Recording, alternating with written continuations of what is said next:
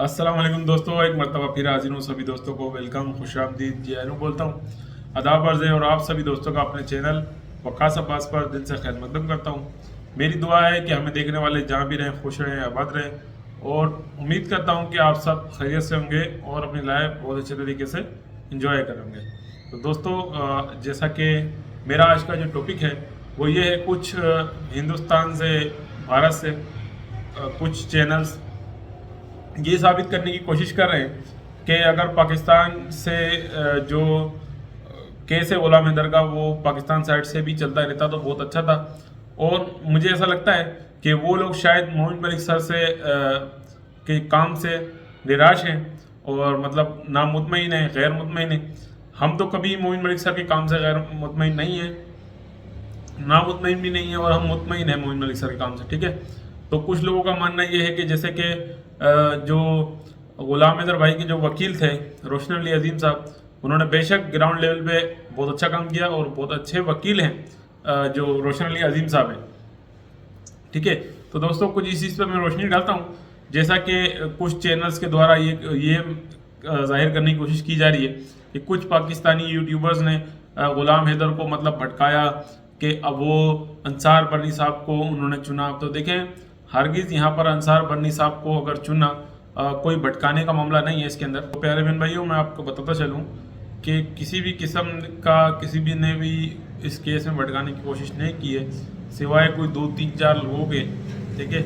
जिनका ताल्लुक खुसूसी तौर पर हिंदुस्तान से, उन सब लोगों को आप भी जानते हैं कि किन लोगों ने केस से भटकाने और किन लोगों ने जो है हैदर के खिलाफ जो है जहर उगलने की कोशिश की है, वो सब आप लोग जानते हैं। और मैं आपको बताता चलूँ कि रोशन अली अजीम साहब ने ग्राउंड लेवल पर पाकिस्तान सतह पर बहुत अच्छा काम किया गुलाम हैदर भाई के लिए, और बिल्कुल बेलौस होकर काम किया, बिला मुआवजा काम किया। ठीक है, वो गुलाम हैदर भाई के केस के लिए इस्लामाबाद तक गए और भी हर जगह पर गए। मगर दोस्तों, जो रोशन अली अजीम साहब थे, उन्होंने खुद एक वीडियो में ये कहा था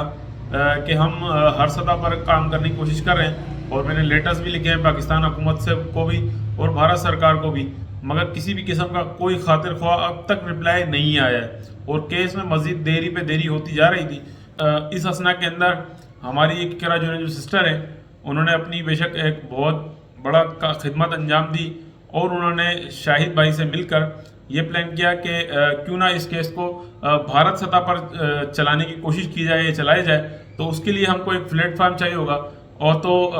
अंसार बर्नी साहब, आपके भी इल्म में, सबके इल्म में, कि वो बेलौस होकर इंसानियत के लिए शुरू से काम करते हैं, करते थे और करते रहेंगे। और रोशन अली अजीम साहब ने भी काफ़ी दफ़ा ये जिक्र किया था कि हम भारत जाएंगे, हमें वीज़ा मिलेगा, हम वहाँ जाकर केस के मामलात करेंगे। और फिर जब मोमिन मलिक सर अंसार बर्नी साहब के थ्रू जब आ गए, यानी कि जब इकरा जो सिस्टर हमारी शाहिद भाई मिलकर गुलाम हैदर भाई का मुद्दा लेकर, केस लेकर गए अंसार बर्नी साहब के पास, तो अंसार बर्नी साहब ने खुसूसी तौर पर उनकी एक टीम तश्कील है, बहुत अच्छी तरीके किस्म की टीम है। क्योंकि मैं खुद भी अंसार बर्नी साहब के पास गया हूँ, अंसार बर्नी साहब से मिला हूँ, और जो हमारी कुर्रतुल ऐन ज़ैनब साहिबा हैं, जो लॉयर हैं अंसार बर्नी ट्रस्ट की, जो अंसार बर्नी साहब की असिस्टेंट भी हैं। ठीक है, उनसे भी हम मिले, जाके हमने उनका इंटरव्यू भी किया था। अंसार बर्नी साहब ने भी जो बातें हमसे कही थी वो भी हमें आज तक याद है। अंसार बर्नी साहब ने ये कहा था कि गुलाम हैदर के बच्चे जब तक नहीं मिल जाते, मैं जब तक सुकून से नहीं बैठूंगा, चाहे उसके लिए मुझे किसी भी प्लेटफॉर्म पर जाना पड़े। ठीक है, ये अंसार बर्नी साहब का हैदर भाई से प्रॉमिस है, जो कि इस बात का मैं भी गवाह हूँ। और इंशाल्लाह हमें उम्मीद है कि मोमिन मलिक सर भी अपना पूरा काम अच्छे तरीके से अंजाम दे रहे हैं और अंसार बर्नी साहब भी देते रहेंगे। और मैं इसके साथ साथ एक रिपोर्ट आपको दोस्तों और भी बताता चलूँ कि गुलाम हैदर भाई ने खुद मुझे पर्सनली बताया, इसमें कोई शाहिद भाई की कोई बात नहीं है या किसी और की भी बात नहीं है। तो खुद मुझे हैदर भाई ने ये बात बताई थी कि जो जिब्रान नासिर, जो एक वकील हैं, जो 2011 के अंदर उनका बहुत अच्छा किरदार रहा है, जो किसी से ढका छुपा नहीं है। ठीक है, तो जिब्रान नासिर साहब से भी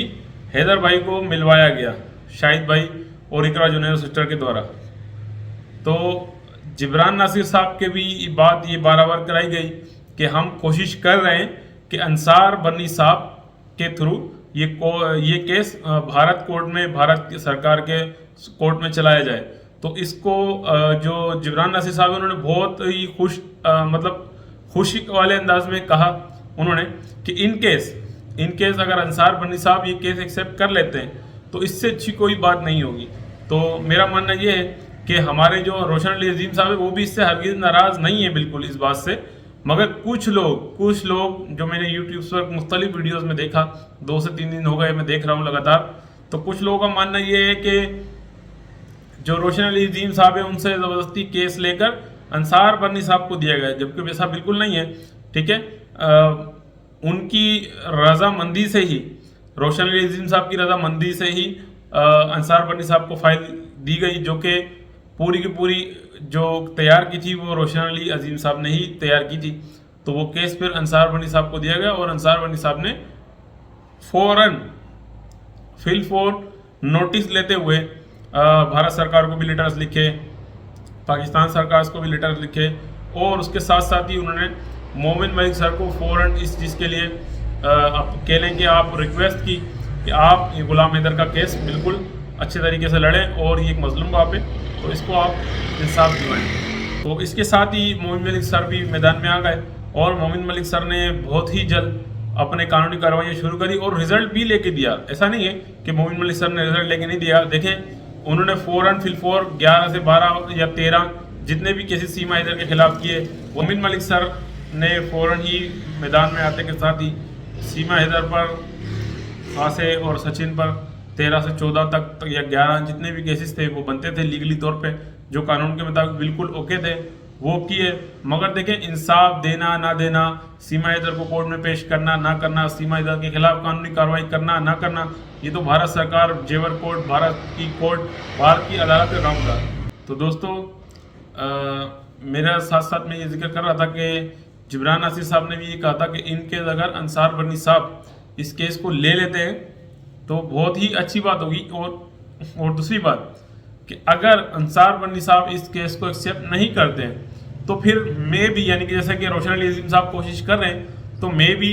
रोशन अली अजीम के साथ या खुद मैं भी अपने, जैसे मैंने जिक्र किया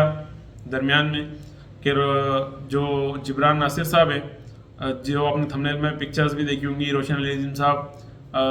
अंसार बनी साहब और रोशन अली अजीम साहब, ये तीनों के तीनों ही एडवोकेट हैं, लॉयर हैं। ठीक है, तो दोस्तों खुद जिब्रान नासिर साहब ने भी ये अल्फाज अदा किए थे कि अगर अंसार बनी साहब ये केस एक्सेप्ट कर लेते हैं तो इससे अच्छी कोई बात नहीं होगी, और इनके अगर अंसार बनी साहब ये केस एक्सेप्ट नहीं करते तो जिब्रान नासिर साहब ने भी कहा कि मैं खुद गुलाम हैदर का केस लेकर चलूँगा, और अगर रोशन अली अजीम साहब के साथ मिलकर भी चलना पड़ा तो भी मैं करूँगा। तो मगर अंसार बनी साहब ने जब एक्सेप्ट कर लिया तो खुद जो जिब्रान नासिर साहब ने, उन्होंने कहा कि अंसार बनी साहब के जो ताल्लुकात हैं, जो रिलेशन हैं वो बहुत अच्छे हैं, पूरे वर्ल्ड के अंदर भी ये काम कर सकते हैं अंसार बनी साहब, क्योंकि देखें ये वर्ल्ड वाइड अंसार बनी साहब का नाम है, पूरी दुनिया के अंदर नाम है, सब उनको जानते हैं। और दोस्तों इसके साथ साथ जब मोमिन मलिक साहब भारत में गुलाम हैदर के वकील हायर हो गए, उनका नाम जब आ गया, तो रोशन अली अजीम साहब ने भी यही कहा था कि मैं उनको मुबारकबाद पेश करता हूँ। और साथ साथ रोशन अली अजीम साहब ने यह भी कहा था कि जो मोमिन मलिक सर हैं वो भारत के लोकल हैं, वहाँ के रिहायशी हैं, और वो बआसानी से हर मामले को समझ सकते हैं, हर केस को फाइल कर सकते हैं। लॉ के मुकाबले में कुछ चीज़ें जाहिर सी बात है हमारे लॉज में कुछ अलग हो सकती हैं जो पढ़ाई के हिसाब से, और कुछ लॉज के मुकाबले में भारत में कुछ अलग होंगी। तो रोशन अली अजीम साहब ने भी खुद यही, दोस्तों रोशन अली अजीम साहब ने भी खुद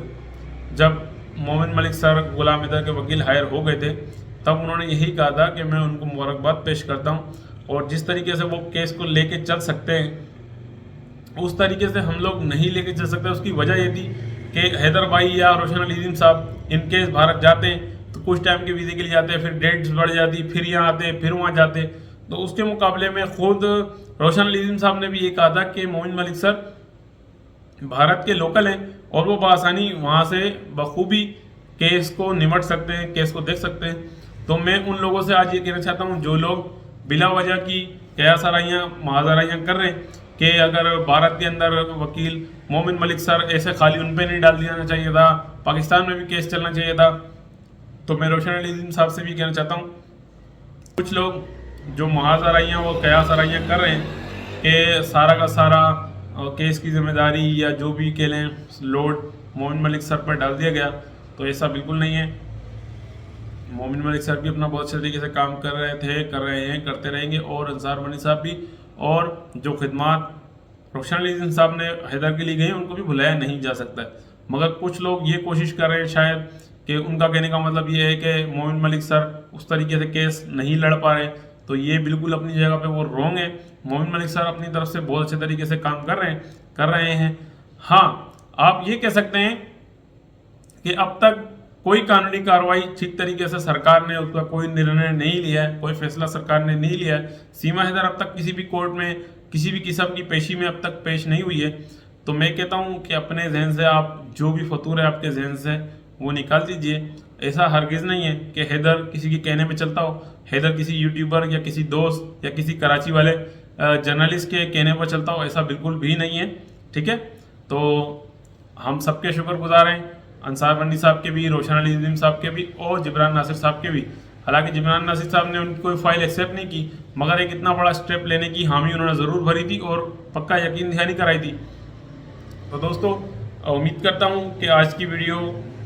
जो मैंने बनाई है, ये देखने के बाद कुछ लोगों के जहन से जो भी बातें वो निकल जाएंगी। कुछ लोग जो हमारे लवर हैं, हमसे मतलब मोहब्बत करते हैं, हमसे प्यार करते हैं, वो लोग तो हरगिज़ इसका बात को डिनाई नहीं करेंगे। मगर जो लोग हमारे हेडर्स हैं या हमें बुरा भला कहते हैं, वो तो इस बात का डिनाई करेंगे। मगर इसके अंदर मैंने कोई कंट्रोवर्सी, किसी किस्म की कोई बात नहीं की, किसी को ऊपर और किसी को नीचे दिखाने की कोशिश नहीं की है। मेरा मकसद था वो सिर्फ ये था।